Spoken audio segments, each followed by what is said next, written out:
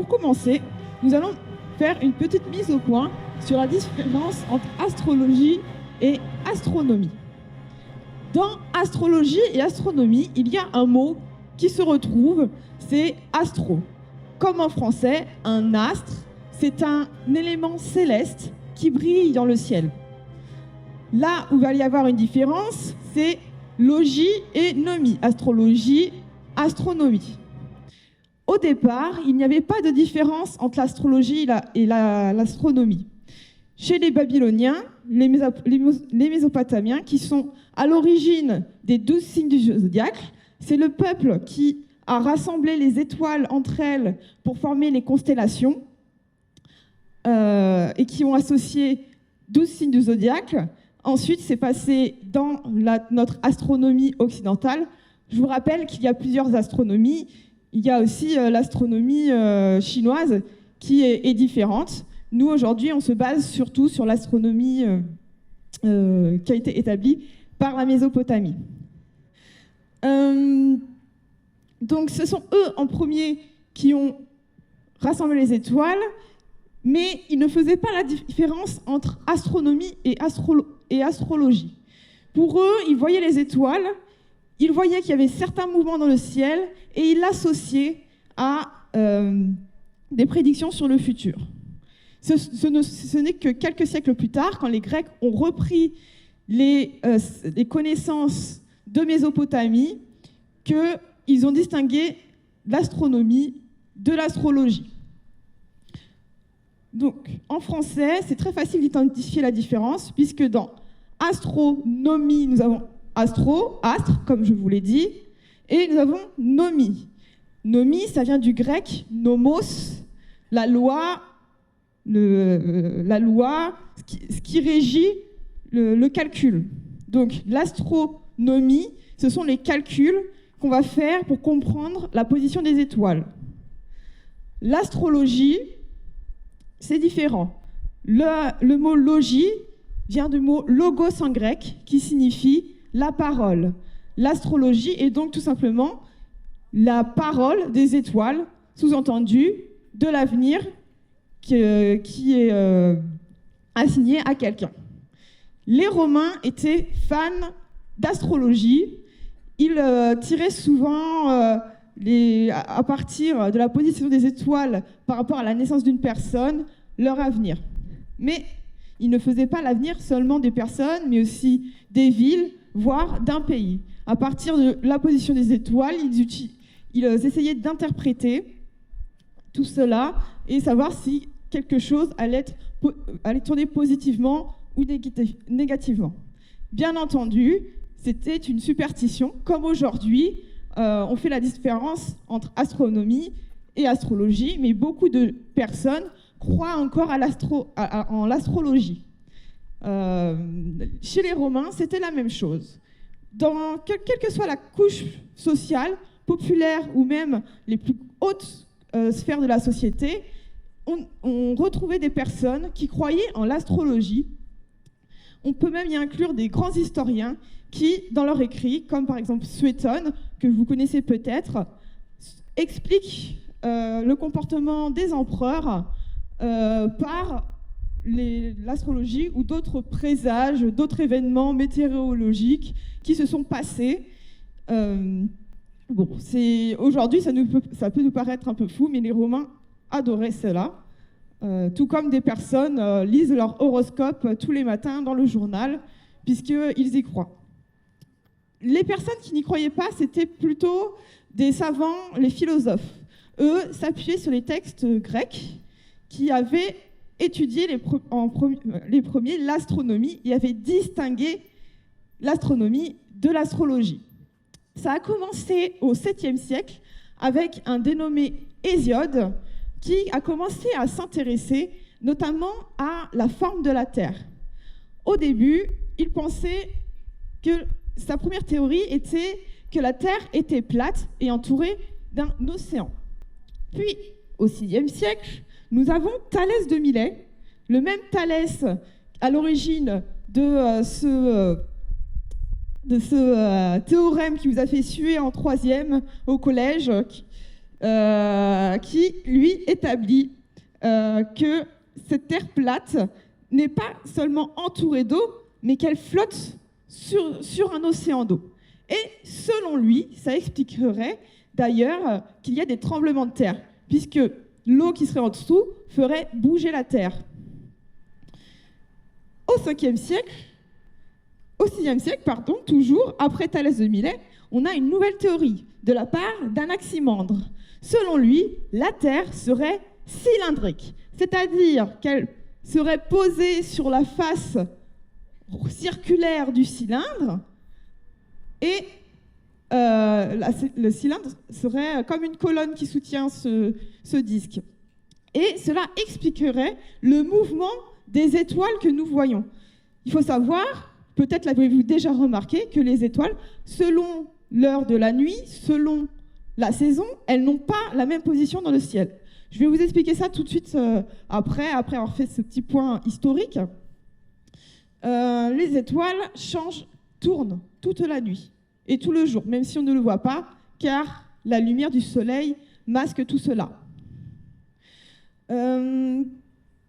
Où en étais-je? Alors, donc, on en était à Anaximandre, au 6e siècle, qui avance la théorie que la Terre est cylindrique. Donc, ce seraient les étoiles qui tournent autour du cylindre. Et à partir de cela expliquerait, selon lui. Bien entendu, d'autres astronomes, qui sont ses disciples, vont trouver d'autres explications. Au 5e siècle, nous avons encore quelqu'un que vous connaissez, Pythagore, qui est aussi à l'origine d'un théorème que nous étudions encore aujourd'hui, qui, cette fois-ci, avance que la Terre est sphérique. Mais il avance peu de preuves. Ce n'est qu'au 4e siècle qu'Aristote reprend cette théorie de Pythagore et démontre la sphéricité de la Terre. Il le prouve avec l'ombre de la Terre que l'on aperçoit lors des éclipses de lune. Si vous en avez déjà vu une, on voit l'ombre de la Terre glisser. Et on voit très bien que la Terre, elle est circulaire. Donc, nous sommes forcément sur une sphère et non un objet cylindrique ou plat. Autre personnage très connu à l'époque, Ératosthène, au IIIe siècle, à partir de ces informations comme quoi la Terre est sphérique, il va calculer un méridien et donc le tour de la Terre, et il ne se trompera que de 300 km. Donc c'était un exploit à l'époque. Et on peut dire d'ailleurs que quand des personnes disent qu'au Moyen-Âge, on croyait que la Terre était plate, c'était faux. Ça avait vraiment été découvert dans l'Antiquité et tous les hommes scientifiques savaient que la Terre était sphérique et il n'y avait pas de problème à croire cela. Le problème se posait plutôt autour de la question du géocentrisme et de l'héliocentrisme. Alors, qu'est-ce qui se cache derrière ces mots barbares? On va retourner à notre grec ancien qui va nous expliquer ce que signifient ces mots. La théorie qui a couru, par contre, jusqu'au XVIe siècle environ, c'est le géocentrisme. Le géocentrisme, tout simplement, c'est la théorie comme quoi la Terre serait le centre du monde. Géo, en grec, terre, centrisme, en français, centre. Tout ça, cela signifie qu'on pense que la Terre est au centre du monde. Il y avait eu quelques savants grecs qui avaient avancé que la thèse de l'héliocentrisme, hélio ici ça veut dire soleil, donc ce n'est pas plus la Terre qui est au centre de l'univers, mais le soleil, mais ils n'ont pas avancé assez de preuves et ils n'ont pas été crus. Ce n'est qu'au XVIe siècle que Galilée, puis Copernic, remettent en avant cette théorie. Galilée en paiera de sa vie, puisque la théorie à l'époque n'a pas du tout été acceptée. Là encore, il y a eu un cliché qui a été très répandu, mais qui était faux, que Galilée aurait été tué, condamné à mort parce qu'il aurait dit que la Terre était ronde. Non, ce n'était pas cela exactement. Comme je vous l'ai dit un peu avant, tout le monde savait que la Terre était sphérique. Ce qui était contesté, c'était que la Terre n'était pas le centre du monde. Et c'est pour ça qu'il a été condamné. Mais quelques années plus tard, un de ses disciples, Copernic, grâce aux avancées technologiques, notamment de la lunette astronomique, a pu prouver par la vue que, en effet, que la Terre tournait autour du Soleil. En revanche, la rotation de la Terre sur elle-même était avancée aussi depuis l'Antiquité. Nous avions au IIe siècle Ptolémée, un grec, qui a calculé la position des étoiles autour du Soleil. Du coup, il n'y avait pas trop de problèmes à ce niveau. Quant à la galaxie, celle-ci, elle ne fut découverte que par Copernic. Avant, les Romains pensaient imaginaient que la traînée qu'il y a en haut du ciel était liée à un mythe comme quoi une divinité avait renversé du lait. Les Romains ne savaient pas que c'était une galaxie. Ce n'est qu'à partir de Copernic, grâce toujours à l'invention de la lunette astronomique, en regardant de plus près, Copernic s'est aperçu qu'en réalité, ce n'était pas une traînée blanche, mais des millions et des millions d'étoiles qui, avec leur luminosité, donnaient cette impression de traînée blanche. Les Romains, évidemment, n'avaient pas la technologie pour voir cela. Du coup, pour expliquer cela, ils se sont plu à inventer des mythes. Alors, il y a 3 mythes principaux qui racontent cela. J'en ai raconté un mercredi dernier. Je vous fais juste un résumé aujourd'hui. Je vous en raconterai d'autres. Sauf si j'ai le temps tout à l'heure, je vous raconterai rapidement.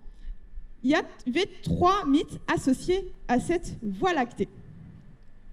Le premier, on raconte que ça aurait été Zeus, le dieu grec de la foudre. Est-ce que vous connaissez d'ailleurs l'équivalent romain de Zeus? Qui le connaît? Plus fort? Je suis sûre que quelqu'un connaît ici. Oui, Jupiter. Donc Zeus en grec, Jupiter en romain, c'est le dieu de la foudre, le droit des dieux. Il faut savoir que Zeus est né d'Ouranos, un titan qui présidait le ciel. Mais Ouranos avait reçu un oracle comme quoi ses enfants le renverseraient.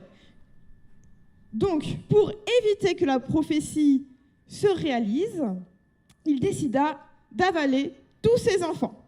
Seul le dernier-né, Zeus, fut caché par sa mère et placé auprès de la chèvre Amalthée pour nourrice. Et on raconte que cette chèvre, sans faire attention, aurait bousculé un pot de lait et que ce lait se serait renversé dans le ciel. Ça, c'est la première version. Deuxième version, on raconte que Hercule serait né toujours de son père Zeus. Est-ce que vous vous souvenez de son nom en romain? C'est Jupiter. C'est très bien, vous êtes de très très bons élèves. Alors, il serait né de Zeus ou Jupiter, mais Zeus, vous devez le savoir un peu, il n'est pas très fidèle avec sa femme Héra, Junon en latin. Et il a remarqué une très belle mortelle qui s'appelait Alcmène. Il s'est déguisé en son mari, parce que Alcmène, bien entendu, était fidèle et n'aurait jamais accepté de tromper son mari. Donc, lui, qu'est-ce qu'il a fait? Il a pris l'apparence de son mari et il l'a mise enceinte. De cette union est né Hercule ou Héraclès en grec. Alors, il faut savoir, je fais un petit récapitulatif. Les Grecs avaient toute une mythologie et les Romains, pour développer leur culture, ont repris les dieux et les mythes grecs et ils les ont adaptés à leur culture. Alors, où en étais-je? On en était à... Qui suit? Hercule, c'est le fils de Zeus ou Jupiter, et sa mère, femme d'un roi, Alcmène. Seulement, Zeus a peur de la colère de sa femme Héra. Pour éviter qu'elle le chasse, il va cacher son fils Hercule. Sauf qu'il manque de lait. Donc, que va-t-il faire? Puisqu'il est très rusé, il aime bien un peu faire des blagues. Il va placer le bébé auprès de sa femme Héra pendant qu'elle est endormie. Le bébé va alors téter le sein de sa mère, mais Hercule, ayant une force surhumaine même quand il était bébé, il va pincer très fort le sein d'Héra, qui va se réveiller en sursaut, s'apercevoir que ce n'est pas son enfant, elle va le rejeter, et en le rejetant, il y a une giclée de lait qui a éclaboussé le ciel et qui serait à l'origine de la Voie lactée. La troisième version, la troisième explication mythique de la Voie lactée, ceux qui étaient là mercredi vont me donner le nom de la personne à l'origine. Qui se souvient? Personne? Alors là, vous n'avez pas écouté, c'est pas bien. Donc c'est vrai que elle est moins connue, cette histoire. C'est l'histoire de Phaéton, qui était le fils d'Apollon. Qui se souvient d'Apollon, qui est le dieu de la beauté, mais aussi des arts, mais aussi du soleil. Merci, très bien. Dieu du soleil. Sauf, il ne savait pas qu'il avait un fils Phaéton, c'est sa mère qui, sur le tard, lui a révélé l'identité de son père. Phaéton va donc trouver son père Apollon, dieu du soleil, et son père veut lui donner une preuve qu'il est bien son père. Et pour cela, il lui accorde un vœu. Il lui dit « Choisis le vœu que tu souhaites, je te l'exaucerai ». Phaéton, démesuré, va alors demander de pouvoir conduire le char du soleil. Son père, Apollon, est un peu pris de court. Il ne s'attendait pas du tout à cette demande, et surtout, c'est une demande qui est très dangereuse, puisque seul un dieu peut conduire le char du soleil. Or, son fils n'est pas vraiment un dieu, puisqu'il l'a eu avec une mortelle qui s'appelle Clymène. Il essaie de le mettre en garde, mais il a juré qu'il exaucerait son vœu, et son fils n'en démord pas, il veut absolument conduire le char. Vous devinez ce qui va se passer. Phaéton va conduire le char de son père, sauf qu'il perd le contrôle. Le char dans lequel il y a le soleil part dans tous les sens. Il brûle la terre, il assèche les fleuves, il assèche les lacs, tout. Et Zeus n'a pas le choix que de lancer une foudre contre Phaéton, ce qui le fait tomber dans l'eau et mourir. Mais dans son ascension, avec le char qui s'est élevé trop haut, il n'a pas seulement brûlé la terre, il avait aussi brûlé le ciel. Et selon les Romains, la traînée blanche serait liée à une partie du ciel qui aurait brûlé à cause du passage de Phaéton. Voilà la longue introduction pour vous expliquer un peu les bases de l'astronomie, de l'astrologie, l'histoire, et connaître un peu le système solaire. Ce qui est le plus visible de la petite ours, c'est l'étoile polaire et l'extrémité ici.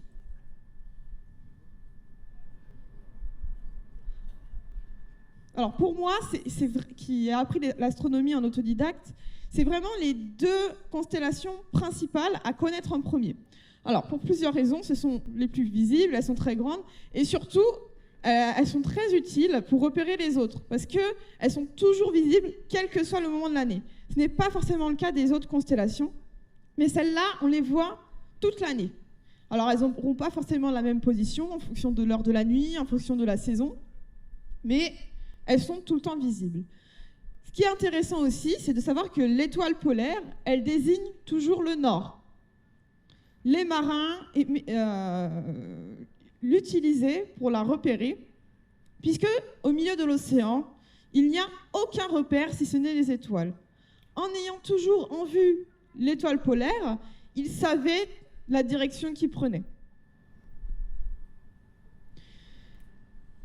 La petite ours et la grande ours, ce sont également des constellations qui sont reconnues dans d'autres civilisations. On a toujours cette histoire avec un ours ou un cerf, un animal sauvage, qui se fait chasser. Alors, concernant la grande ours ou la petite ours, pourquoi on les appelle ainsi ? Tout simplement puisque cela viendrait d'une histoire avec une nymphe dénommée Callisto qui aurait été transformée en ours. En effet, cette Callisto, elle a plu à un grand dieu. À votre avis, qui c'est ce dieu à qui elle a plu à Zeus, voilà.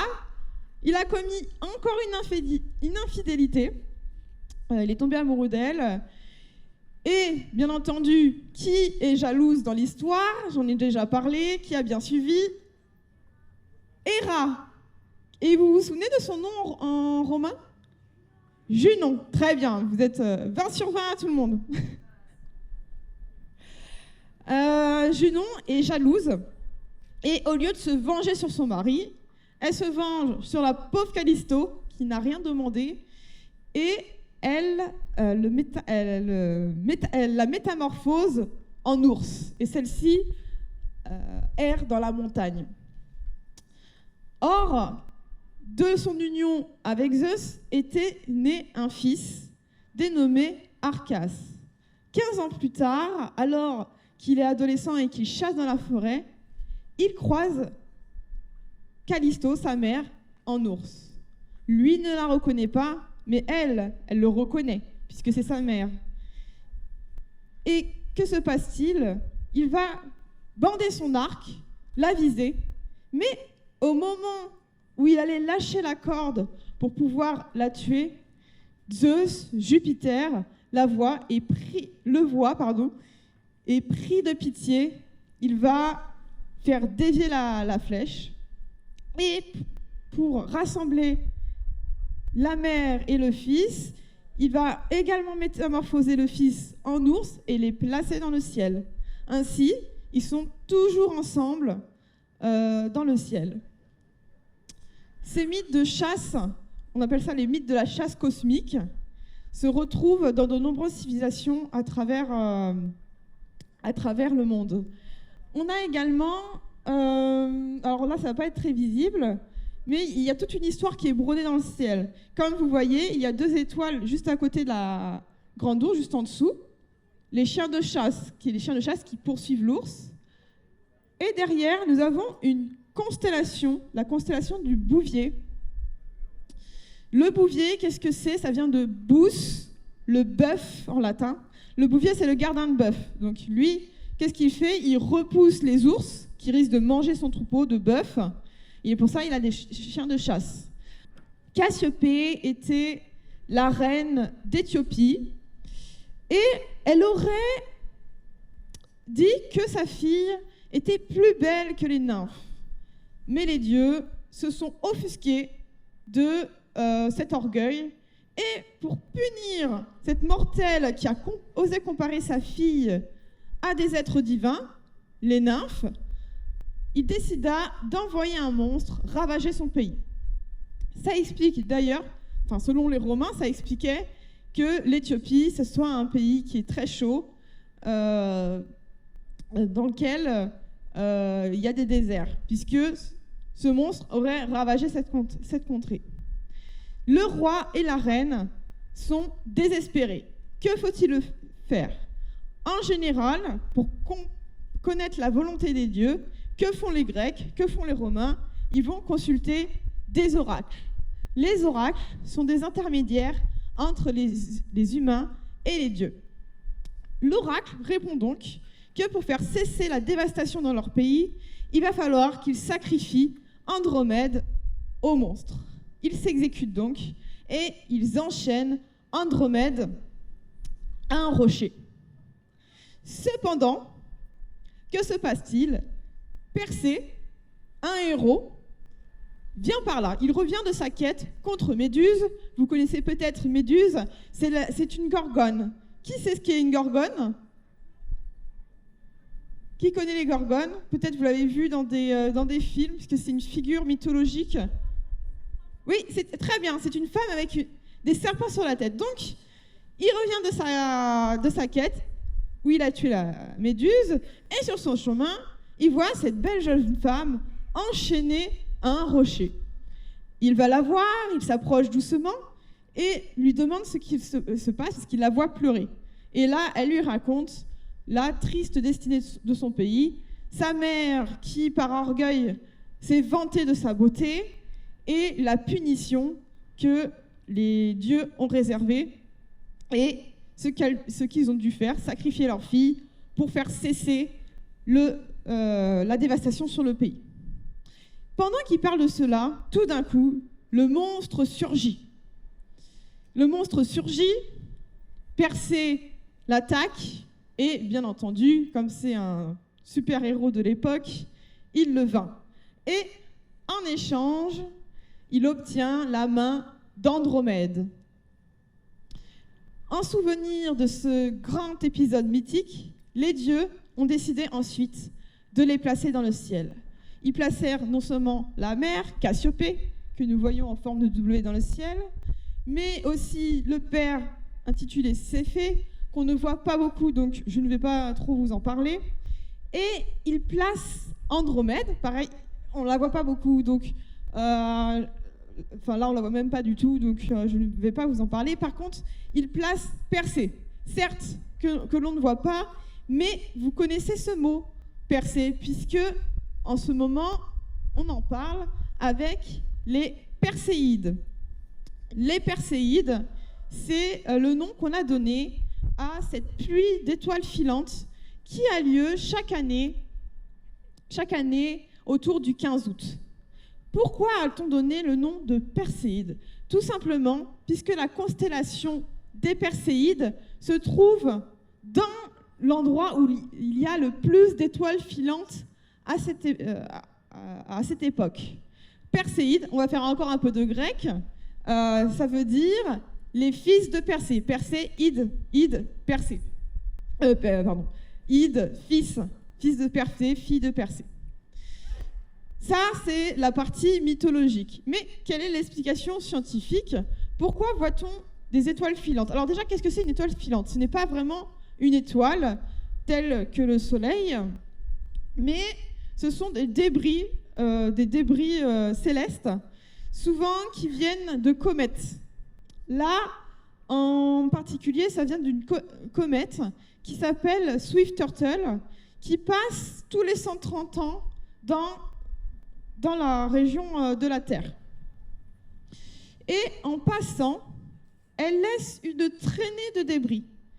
Cette traînée de débris est en suspension sur une partie de l'orbite de la Terre. Et cette partie-là, la Terre la traverse tous les ans autour du 15 août. Donc, grâce à cette traînée de débris, on voit de nombreuses étoiles filantes, en particulier dans cette région du ciel. C'est pour cela qu'on les appelle les Perséides. Alors, de quoi puis-je vous parler ensuite? Je vais vous parler du cygne et de la lyre que vous voyez en haut. Alors, je vais vous montrer. Est-ce que c'est visible ce soir? Oui, c'est très visible. Hop. Donc, je vous le montre sur l'écran, même si je sais que vous l'avez vu. Hop. Le cygne, qui repose d'ailleurs aux côtés de la lyre. Alors, ces deux-là, on va les identifier en même temps. On va identifier en premier Vega. C'est une des étoiles les plus brillantes dans le ciel d'été. Pour la repérer, il suffit juste de lever la tête. C'est juste au-dessus de la tête. Alors, L'étoile la plus brillante, elle est là, c'est Vega. Et juste à côté, derrière, donc plus vers la régie, nous avons le cygne. Alors le cygne, on le repère par ces étoiles-là, celle-là et celle-là en premier. C'est surtout, on voit qu'il a une forme de cygne. Ici, ce serait, on imagine la longue tête du cygne. Ici, ce sont ses ailes. Tandis qu'ici, on a sa queue. Et donc, on le voit, on le repère par le bas. On les voit au-dessus de nos têtes, non loin de la lyre qui est très brillante. Et là, on ne voit pas trop la tête, mais on voit celle du bas. Ça fait une forme de grande croix, comme cela qu'on la repère. Le cygne et la lyre, est-ce que vous savez quel dieu, ou quel demi-dieu plutôt, cela représente? Qui connaît un peu, qui a écouté mercredi et qui se souvient? Ah, j'ai cru entendre, faut dire plus fort. Orphée. Alors, Orphée, disciple d'Apollon, dieu des arts, ça vous le savez. Orphée avait une lyre, c'est un instrument de musique fait avec une carapace de tortue et qui sert de caisse de résonance, deux grandes parties en bois qui servent à tenir les cordes faites en boyaux de mouton. À partir de cela, il pouvait accompagner ses chants, donc c'était le prince des poètes, Orphée. Que lui est-il arrivé à ce pauvre Orphée? Est-ce que vous le connaissez? Vous connaissez l'histoire, j'en suis sûre. On va faire des petits rappels. Savez-vous ce qui est arrivé à Orphée? Non? Bon, je vais vous raconter. Alors, en réalité, le cygne, ça représente 3 mythes, mais je vais vous raconter celui le plus connu ce soir. Éventuellement, si j'ai le temps, je vous raconterai les autres histoires. Orphée devait se marier à la belle Eurydice. Merci. Sauf que, comble du malheur, Eurydice meurt le jour même de leur mariage. Elle a marché sur un serpent, une vipère, qui a mordu à sa cheville et elle mourut de son venin mortel. Les Grecs, une fois qu'ils mouraient, dans leur croyance, que se passait-il? Ils allaient aux enfers, ils descendaient aux enfers. Qu'ils aient été gentils ou méchants, les enfers, c'était sous la terre. Après, dans les enfers, il y avait plusieurs zones. Il y avait une zone pour les personnes qui avaient commis de grands crimes qu'on appelait le Tartare. Et pour les grands héros, il y avait les Champs-Élysées. Et il y avait différents champs pour les autres âmes qui avaient une vie assez neutre. Bref, Eurydice descend aux enfers et Orphée est inconsolable. Que fait-il? Armé de sa lyre au pouvoir magique, lyre qui avait le pouvoir, avec son chant, de faire pleurer les rochers, faire pleurer les arbres, faire pleurer les animaux, et même dompter Cerbère, le gardien des enfers, il arriva à passer outre les portes, puisque même Cerbère, ce terrible monstre à 3 têtes de chien, le laissa passer. Il arrive auprès du roi et de la reine des enfers, qui est Hadès, et sa femme Perséphone. En latin, j'ai entendu ça très bien, en latin, il s'agit de Pluton et de Proserpine. Il les supplie, il se met à genoux et ils finissent par céder, mais à une seule condition. Pendant qu'il remonte les marches des enfers pour réaccéder au monde des vivants, il ne doit pas une fois se retourner, sans laquelle, s'il ne respecte pas cette condition, il ne reverra jamais Eurydice. Orphée accepte, pensant que le défi est facile, et il remonte, suivi d'Eurydice derrière lui, il remonte vers le monde des vivants. Tout se passe bien, il arrive, il approche bientôt, il commence à voir le soleil luire, il se dit « je vais enfin revoir ma femme, encore quelques mètres, peut-être je peux la regarder, je pense qu'il n'y aura pas de souci. » Mais il la regarde, il n'avait pas encore franchi les portes des enfers, et donc il ne respecta pas le serment, et Eurydice lui fut arrachée une seconde fois. Il passa tout le reste de sa vie à pleurer sa femme, et il la pleura tellement qu'il énerva les nymphes de la contrée, qui étaient plus précisément les Ménades, qui sont les disciples de Bacchus, Dionysos en grec, et elles le massacrèrent, fatiguées d'entendre ses plaintes. Les dieux, comme d'habitude, émus de ce qui lui est arrivé, le placèrent en haut du ciel sous la forme d'un cygne, et ils placèrent également sa lyre dans les cieux. Mais il y a deux autres explications au mythe du cygne. D'autres personnes, d'autres poètes ont expliqué la constellation du cygne par le mythe de Phaéton. En effet, on va revenir au mythe de Phaéton. Qui a bien écouté? Qu'est-il arrivé à Phaéton? Il a cramé le ciel. Oui. Il a en effet brûlé le ciel et son père l'a foudroyé. Il est tombé dans l'eau. Or, Phaéton avait un demi-frère qui s'appelait Cygnus. Et son demi-frère était inconsolable. Il l'a pleuré au bord de l'eau où il est tombé. Il le pleura, et là les dieux, émus de sa tristesse, le transformèrent en oiseau avec des plumes blanches, des longues ailes, un long bec, et cet oiseau prit le nom du personnage, Cygnus, et c'est comme ça qu'aujourd'hui on a les oiseaux appelés cygnes. Et il le plaça également en haut de nos têtes. Comme pour la Voie lactée, il y a une troisième version. Cette troisième version, c'est une histoire qui se passe pendant la guerre de Troie. Je vous rappelle le contexte, même si je sais que certains connaissent. Ah bah tiens, je vais vous demander, parce que je suis sûre que certains connaissent ici. Qui affronte qui dans la guerre de Troie? Alors oui, il y a une histoire avec Paris-Achille. De quel camp est-il, Achille? Grec. Et Paris est du camp troyen. En gros, la guerre de Troie, alors, qui est racontée par Homère dans l'Iliade. Iliade est venant du mot Ilion, c'est le nom poétique de Troie.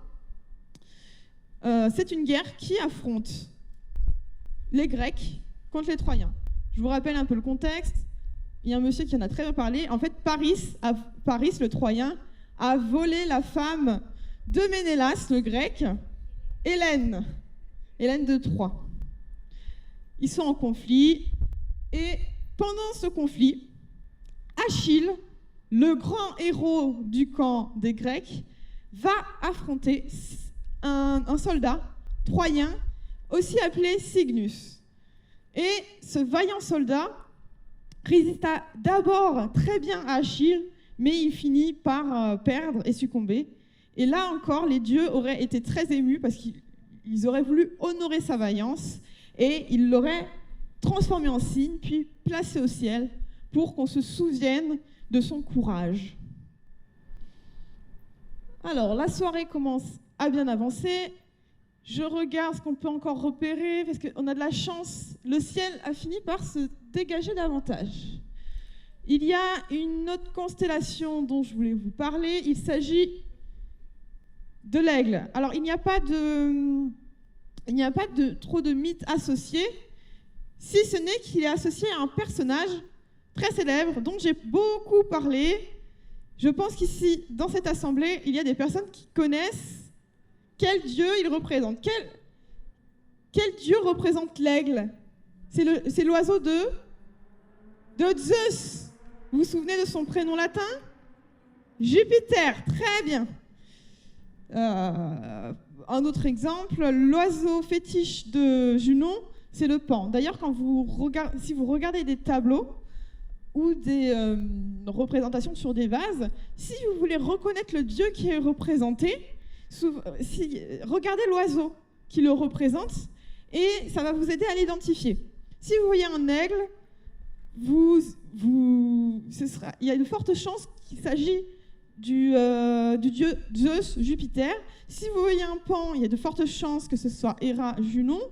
Et si c'est une chouette, tiens, chouette, Athéna, en latin, il s'agit de Minerve, déesse de la guerre, mais de la sagesse guerrière. Et oui, c'est une femme, hein, c'est plus sage une femme, c'est plus intelligent aussi.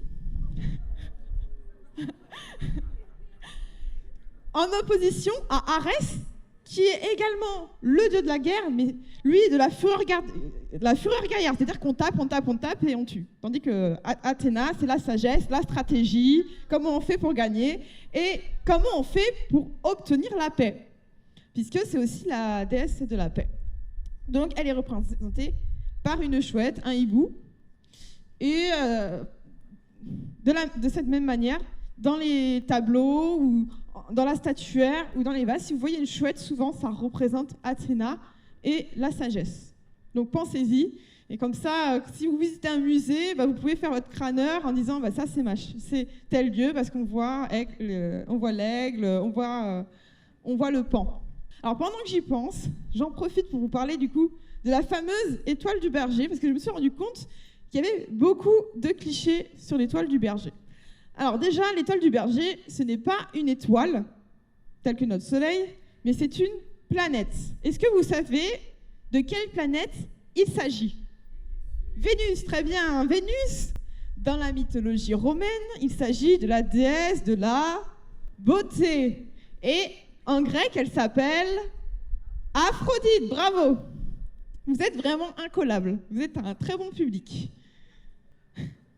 Alors, cette planète se lève, comme toutes les autres planètes, à l'est, sauf qu'elle se lève toujours au même moment dans la journée.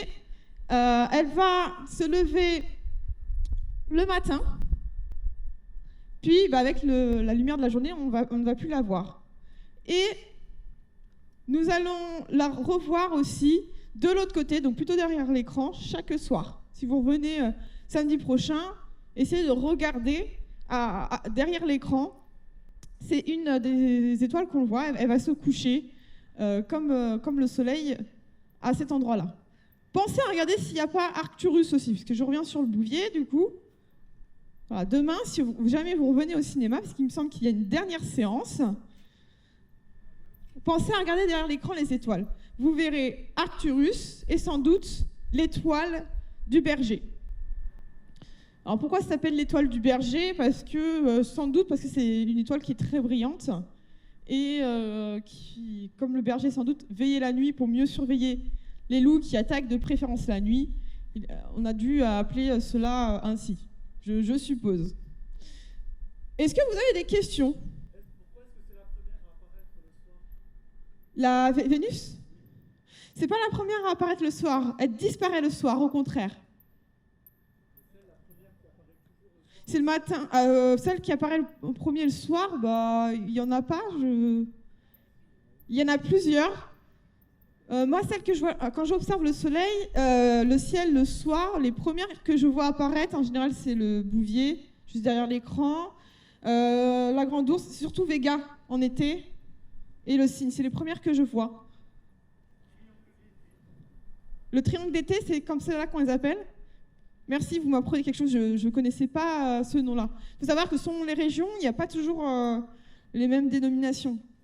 La Grande Ourse, nous on l'appelle la Grande Ourse, mais dans certaines régions de France, on l'appelle la Grande Casserole, le Chariot. Ah bah tiens, je peux vous en parler de ça aussi, j'ai oublié quelques trucs, quelques précisions. Saviez-vous que le mot arctique venait justement de la Grande Ourse? Alors tout simplement, je vais vous faire encore du grec, parce que j'adore le grec, je suis professeur de grec d'ailleurs, donc je ne peux pas m'empêcher de vous expliquer, de vous faire un peu d'étymologie. L'ours en grec se dit arctos, que ce soit un ours ou une ours. Et comme ça désigne Cassiopée et son fils Arcas métamorphosés en ours, on a gardé ce mot d'arctos pour désigner le cercle polaire qui est le cercle arctique. Ça, vous le connaissez tous. Et on a aussi le mot antarctique, sachant qu'en Grèce, ant, ça veut dire en face de. Contrairement au latin, ante, ça veut dire avant, mais en grec, c'est un autre sens. Anti, ça veut dire en face de, à l'opposé. On a ce mot-là aussi dans antipode. Antipode, c'est-à-dire c'est à l'opposé. Donc, vous retiendrez ce moyen mnémotechnique qui différencie l'Arctique de l'Antarctique. Arctique, c'est le nord, c'est lié au pôle nord, et l'Antarctique, c'est le sud. Est-ce que vous avez des dernières questions? On va bientôt achever parce qu'il commence à se faire tard. Est-ce que c'était clair? Ah, je vais faire une petite interro. Apollon? Dieu de la beauté et Aphrodite, c'est très bien. Alors, si vous voulez en savoir plus, je vous conseille ces deux livres-là. Ovide, les Métamorphoses, il est en vente à la librairie des Naturarium à Arles. Ils l'ont en stock. Les Contes de Séléné, vous le trouverez sur Amazon. Ça raconte de nombreux mythes autour des étoiles. Ça explique un peu les constellations. Voilà, je vous remercie vraiment de votre présence. Je vous remercie aussi de votre dynamisme.